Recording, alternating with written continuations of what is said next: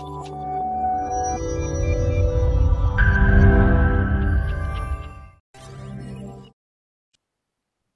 The lord.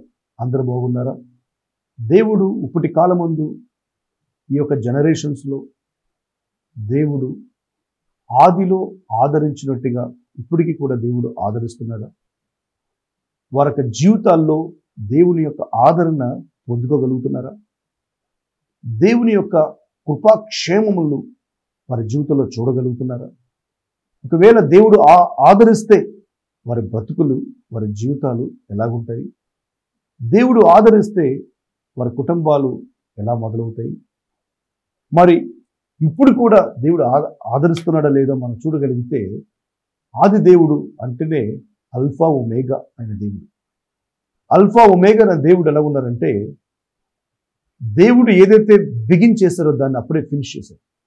దేవుడు దేన్నైతే ఎప్పుడైతే దాన్ని సృష్టించడం మొదలుపెట్టారో దాన్ని సృష్టించి దాన్ని అప్పుడే కంప్లీట్ చేసేసారు. అందుకని ఆయన అల్ఫా ఒమేగా అయి ఉన్నాడు. దేవుడు ఆది కాలంలో ఉన్నాడు, దేవుడు ఈరోజు ఉన్నాడు, దేవుడు రేపు ఉన్నాడు, దేవుడు ఎండ్ ఆఫ్ డేస్లో కూడా ఉన్నాడు. ఇవంతా కూడా దేవుడు ఆయన ఎప్పుడైతే మొదలుపెట్టాడో అప్పుడే ముగించేశాడు. ఆయన ముగించిన దాంట్లోంచి మనం అందరం కలిసి మనం వెళ్తూ ఉన్నాం. అయితే మన జీవితాలు ఎలాగ వెళ్ళాలి అంటే, దేవుని యందు ఆధారపడి ఆయన ఆదరణను పొందుకుని ప్రతి విషయంలో ఆయన ఆదరణ తీసుకుని మనం వెళ్ళినట్లయితే ప్రతి విషయంలో కూడా మనము ఎలా మారుతామంటే బలవంతులుగా మనం మారుతున్నాం. హల్లెలూయా. ఈ దినమున వాక్యం ఎవరైతే చూస్తూ ఉన్నారో ఈ ఛానల్లోంచి ప్రతి ఒక్కరూ కూడా బలవంతులుగా, శక్తిమంతులుగా మారుదురుగాక. నీ యొక్క సమస్యల నుంచి, నీ యొక్క ఇబ్బందుల్లోంచి, నీ యొక్క కఠినమైన ఆ యొక్క పరిస్థితుల్లో నుంచి, నీ యొక్క పోరాటంలో నుంచి దేవుడు నిన్ను బయటికి తీసుకుని వచ్చునుగాక. ఎందుకంటే ఆది దేవుడు అల్ఫా ఒమేగా అయిన దేవుడు, మరి దేవుడు మార్పు లేని దేవుడు. వాక్యం సెలవిస్తుంది, ఆయన నిన్న నేడు నిరంతరమును ఏకరీతిగా ఉన్నాడు అని చెప్పి. మన వాక్యం చూద్దాము. 2 కొరింథీయులు 1వ అధ్యాయము 3వ వచనం మనం చూసినట్లయితే, కనికరము చూపు తండ్రి సమస్తమైన ఆదరణను అనుగ్రహించు దేవుడు మన ప్రభువైన యేసుక్రీస్తు తండ్రి అయ్యున్న దేవుడు స్తుతించబడును గాక. అంటే దేవుడికి ఎలాంటి పేరు ఉందంట? కనికరము చూపు తండ్రి, సమస్తమైన ఆదరణను అనుగ్రహించు దేవుడు. సమస్తమైన ఆదరణ అనుగ్రహించు దేవుడు. కనికరము చూపిస్తున్నాడు, ఆదరణ అందిస్తున్నాడు. మరి ఆయన కనికరములో, ఆయన సమస్తమైన ఆదరణలో మనము వెళ్ళాలి అంటే, ఆయన మనం చూపించాలంటే మనము ఆయనకి సమీపంగా రావాలి. దేవుడి దగ్గర చాలామంది ఏం చేస్తారంటే ప్రార్థన జీవితంలో ఆన్ అండ్ ఆఫ్గా ఉంటారు. అంటే ఒక లైట్ కావలసినప్పుడు లైట్ ఆన్ చేస్తాము, అవసరమైనప్పుడు లైట్ ఆఫ్ చేస్తాము. ఇలా ఆన్ అండ్ ఆఫ్గా ఉండకూడదు. ఎప్పుడూ కూడా నిత్యము కూడా ప్రార్థన జీవితం వెలుగుతూనే ఉండాలి. ఎప్పుడు కూడా నీ లైట్, నీ యొక్క దీపం ఆరిపోకూడదు. నీ దీపం ఎప్పుడు కూడా వెలుగుతూనే ఉండాలి. నీ దీపం ఎప్పుడు కూడా వెలుగుతూ ఉండాలంటే నువ్వు దేవుడి దగ్గర ప్రార్థన జీవితం కలిగి ఉండాలి. ఆయన ధ్యానించేవాడిగా ఉండాలి. ఏ పని చేసినా ఆయన ధ్యానించవచ్చు. నువ్వు ఎక్కడికి వెళ్తున్నా ఆయన ధ్యానించవచ్చు. నువ్వు ఎక్కడ కూర్చున్నా ఆయన ధ్యానించవచ్చు. ఏ ఫంక్షన్కి వెళ్ళినా ధ్యానించవచ్చు. ఎవరితో మాట్లాడుతున్నా కానీ దేవుణ్ణి స్మరణ చేసుకుంటూ ఉండొచ్చు. దేవుని ఆరాధనలో ఆయన ఆరాధిస్తున్నప్పుడు ఆయన హస్తములు నిన్ను ఆదరిస్తాయి.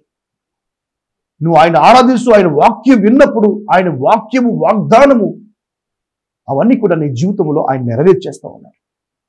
ఇలాంటి కష్టమున్నా, ఇలాంటి ఇబ్బంది ఉన్నా ఇప్పుడే దేవుని కనికరము, ఆదరణ మీ యొక్క జీవితంలో, మీ యొక్క జీవితాల్లో, మీ కుటుంబాల్లో మీరు చూచుదురుగాక.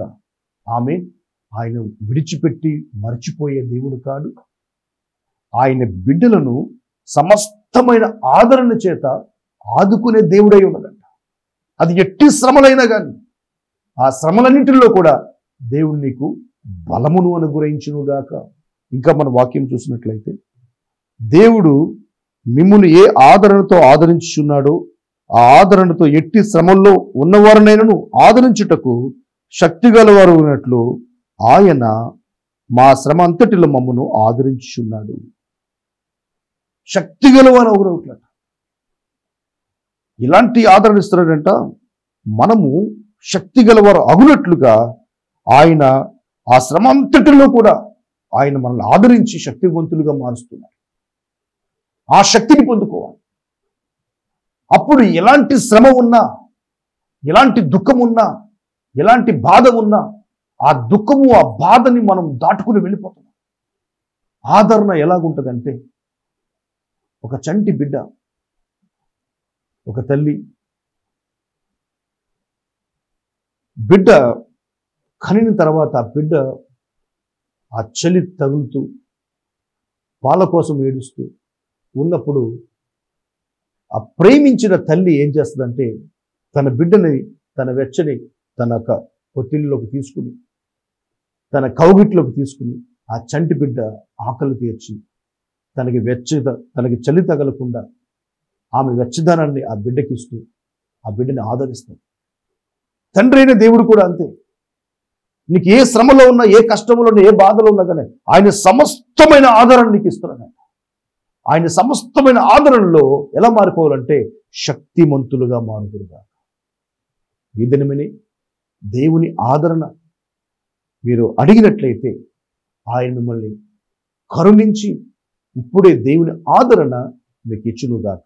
మరొక వాక్యం మనం చూసినట్లయితే ఎఫెసీయులకు రాసిన పత్రిక 1:7 దేవుని కృపా మహదైశ్వర్యాన్ని బట్టి ఆ ప్రియుని యందు ఆయన రక్తము వలన మనకు విమోచనము అనగా మన అపరాధములకు క్షమాపణ మనకు కలిగి ఉన్నది.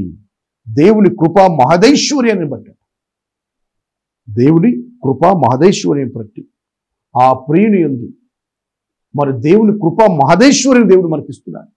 ఆయన కృపలో మనల్ని నిర్దోషులుగా చూస్తున్నాడు. ఆయన మహదైశ్వర్యం, ఆయన మహిమ, ఆయన మహదైశ్వర్యం అంటేనే ఆయన మహిమ, ఆయన జ్ఞానం, ఆ దేవుడు మనకు అనుగ్రహించి మనలను నిర్దోషులుగా ఆయన రక్తము చేత మనల్ని కడిగి నిర్దోషులుగా మార్చాడు. అంటే ఎందుకు అంటే మనం ఏ శ్రమలు, ఏ బాధలు, ఏ దుఃఖములు మనం కొట్టుకుని వెళ్ళిపోకూడదు. ఆ శ్రమలలో ఇరికింపబడిన వారుగా ఉండకూడదు. ఆ దుఃఖములో ఏడుస్తున్న వారుగా ఉండకూడదు. ఆ బాధలో ఆదరణ లేని వారుగా ఉండకూడదు. వాటన్నిటి నుంచి కూడా ఆయన విడుదల చేసి నీ పాపమునంతటిని కూడా యేసు రక్తములో కడిగి నీకున్న ప్రతి శ్రమలో నుంచి కూడా ఆయన నిన్ను విడుదల చేసి ఆయన మహిమైశ్వర్యమును ఆయన నీకు అనుగ్రహిస్తున్నాడు. ఏం చేస్తారంట? నిర్దోషులుగా చేస్తున్నాడు. అంటే ఏ పాపము, ఏ శ్రమ, ఏ తీర్పు, ఏ యొక్క కష్టము నీ మీద పరిపాలన చేయకుండా ఆయన ఎలా మారుస్తున్నాడంట? నిర్దోషులుగా చేశాడు. ఆమేన్. నిర్దోషులుగా దేవుడిని చేస్తున్నాడు కనుక దేవుని యొక్క కృపా మహదైశ్వర్యములోనికి ఇప్పుడే ఆయన కృపను తీసుకుని ఆయన మహిమైశ్వర్యమును చూచుదురుగాక. ఆయన మహిమైశ్వర్యములో దేవుని యందు ఆనందము, దేవుని ఆశీర్వాదాల్లో ధన్యులుగా మారడమే కాదు, అనేకులకి మనము ఆశీర్వాదకరంగా దేవుడు మారుస్తూ ఉన్నాడు. దేవుడు ఒక సభలను లేకుంటే అనేకమైన ఫంక్షన్స్ను ఆస్వాదించే దేవుడు కాదు. దేవుడు ఆశీర్వాదం ఎలాగుంటుందంటే, దేవుడు ఆయన ఏర్పరచుకున్న బిడ్డలని పిలిచి వారిని ఆశీర్వదించి వారిని ధన్యులుగా చేసి వారిని అనేకులకి ఆశీర్వాదకరంగా మారుస్తారు. వారిని ఆశీర్వదించడం అంటే దేవుడికి చాలా ఇష్టం. వారిని ఆశీర్వదించడం అంటే దేవుడికి చాలా ఇష్టం. వారి జీవితాల్లో గొప్ప కార్యాలు చేయాలి, ఆశ్చర్య కార్యాలు చేయాలంటే ఇంకా చాలా ఇష్టం. ఒక్కొక్కరిని దేవుడు వారిని పిలిచి వారిని ఎన్నుకుని వారికి తన కృపను, తన మహిమైశ్వర్యము, తన మహిమను, తన కనికరమును, తన ఆశీర్వాదమును, తన సామర్థ్యమును, తన శక్తిని ఇచ్చి వారిని ఉన్నతమైన వారిగా దేవుడు నడిపించగలడు. ఆమేన్. కనుక అలాంటి ప్రేమించే దేవుడు, తన కృపా మహదేశం ఇచ్చే దేవుడు, తన సమస్త ఆదరణ చేత ఆదరించే దేవుడు, అలా కనికరం గల దేవుని దగ్గరికి మనం వచ్చినప్పుడు మనం సంతోషంగా ప్రతి కుటుంబాలు మారునుగాక. అందుకనే మనం ఇంకొక వాక్యం చూసినట్లయితే తిమోతికి రాసిన పత్రికలో 2 తిమోతి 2 2 తిమోతి 2:1 నా కుమారుడా, క్రీస్తు యేసునందున్న కృపచేత బలవంతుడు కమ్ము అని వాక్యం తిమోతికి చెప్తున్నాడు అపోస్తలుడైన పౌలు వారు. నా కుమారుడా, క్రీస్తు యేసునందున్న కృపచేత బలవంతుడు కమ్ము అంటే క్రీస్తు యేసు కృపలో నీకు కావలసినంత బలం ఉందట. ఆ కృపను తీసుకుని ప్రతి వాటిలో నువ్వు బలవంతుడిగా మారుదువుగాక. ఏ బలహీనతలో పడిపోతున్నావా, ఏ సమస్యల్లో పడిపోతున్నావా, ఏ కన్నీరులో పడిపోతున్నావా, ఏ దుఃఖంలో పడిపోతున్నావా, ఏ పాపంలో పడిపోతున్నావా, అది ఏదైనాప్పటికీ వాటన్నిటిని జయించేంత కృపను దేవుళ్ళకు అనుగ్రహిస్తూ ఉన్నాడు. ఆ కృపను తీసుకుని నీతిమంతులుగా నువ్వు మారుదువుగాక, పరిశుద్ధుడిగా నువ్వు మారుదువుగాక, ఆస్వాదించబడిన వాడిగా మారుదువుగాక, ధన్యుడిగా మారుదువుగాక.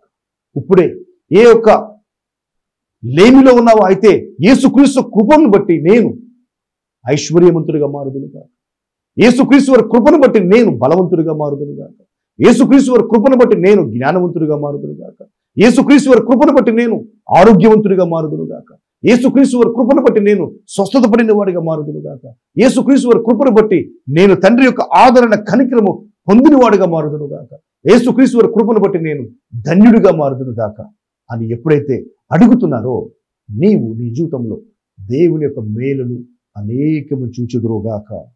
అందుకనే మనము ఆయన్ని ఎప్పుడు కూడా విడవకూడదు, ఆన్ అండ్ ఆఫ్గా ఉండకూడదు, లైట్ వేసి ఆఫ్ చేసినట్టుగా ఉండకూడదు. ఎప్పుడు కూడా నీ దీపం ఆర్పివేయద్దు. ప్రార్థన జీవితము, ఆయన ధ్యానించే జీవితము, నువ్వు ఎలాంటి సందర్భంలో ఉన్నా కానీ దేవుని స్మరిస్తూనే ఉండు. దేవుడు నీ జీవితంలో ప్రతిరోజు కూడా ఆయన మహత్కార్యములను, ఆశ్చర్య కార్యములను, ఆయన కృపా వాత్సల్యత ఆయన నీకు చూపించునుగాక. ఆమేన్. ప్రార్థన చేసుకుందాము. నజరేయుడైన యేసు నామములో ప్రార్థన చేస్తున్నాం తండ్రి. ప్రభువా, పర్వతములు తొలగిన మెట్టల దద్దరిల్లును, నా కృప నిన్ను విడిచిపోదు అని నీ వాక్యంలో మీరు చెప్పి ఉన్నారు యేసయ్య. తండ్రి, ఇదిగో నీ బిడ్డలకి ఆదరణ కలిగించండి ప్రభువా, ఆదరించండి, కనికరం చూపించండి. సమస్తమైన ఆదరణ చేత నీ బిడ్డలను ఆదరించండి. మరి ఏ దుఃఖములు, ఏ బాధలు, ఏ భయములు, ఏ సమస్యలు ఉన్నారో వాటన్నిటి నుంచి కూడా విడుదల చేసి ప్రభువా ప్రతి పాపమును కడిగి వేసి యేసు రక్తములో కడిగి వేయండి.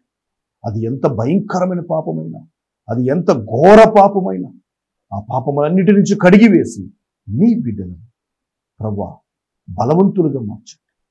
అన్ని విషయాల్లో ప్రతి విషయంలో బలము దయచేయండి, స్వస్థపరచండి ప్రభువా. సమస్యలను తొలగించి వేయండి, సమృద్ధిని అనుగ్రహించండి, ఆశీర్వాదాన్ని అనుగ్రహించండి, ధన్యులుగా మార్చండి, అనేకులకి ఆశీర్వదకరంగా మార్చండి. యేసు నామములో ప్రార్థిస్తున్నాం తండ్రి. ఆమేన్. God bless you. Praise Jesus.